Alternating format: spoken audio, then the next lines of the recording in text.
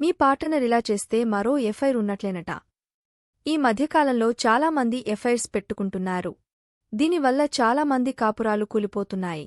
దీని గురించి కొన్ని వివరాలు తెలుసుకోండి.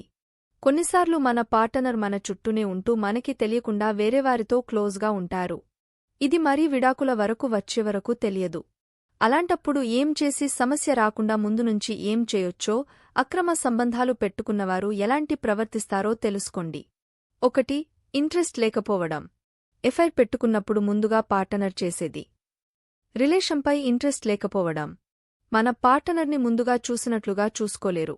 వారు ఎంత బాగా ఉన్నా ఏ విషయంలో కూడా పట్టించుకోకపోవడం చేస్తారు. 2. ఎక్కువ ఫోన్తో గడపడం. అదేవిధంగా ఎక్కువగా ఫోన్తోనే కాలాన్ని గడుపుతారు. చాట్ చేయడం, సోషల్ మీడియాలో ఉండడం ఇలాంటివన్నీ ఫోన్లోనే చేస్తూ బిజీగా ఉంటారు. అంతేకాకుండా ఫోన్ని కూడా ప్రైవసీగా పెడతారు. మొబైల్ లాక్ చేస్తారు. కాల్, బ్రౌజింగ్ హిస్టరీని డెలీట్ చేస్తారు. 3. పంచుకోకపోవడం. వారికి సంబంధించిన ప్రతి విషయాన్ని షేర్ చేసుకోరు. ఎప్పుడూ ఒంటరిగా ఫోన్తో అలానే ఉండిపోతారు. ముక్కుసూటిగా ఏ విషయాన్ని చెప్పరు. అబద్ధాలు చెప్పడం కూడా చేస్తారు. ఏ విషయంలోనూ నిజాలు చెప్పడానికి ఇష్టపడరు. 4. మేకప్. అదేవిధంగా వారు ఎప్పుడు కూడా మేకప్ అవ్వడానికి ప్రియారిటీ ఇస్తారు. డ్రెస్సెస్ని మార్చడం, దువ్వుకోవడం, ఇంతకు ముందు లేనంతగా తయారవ్వడం వంటివి చేస్తారు. 5. హడావిడి.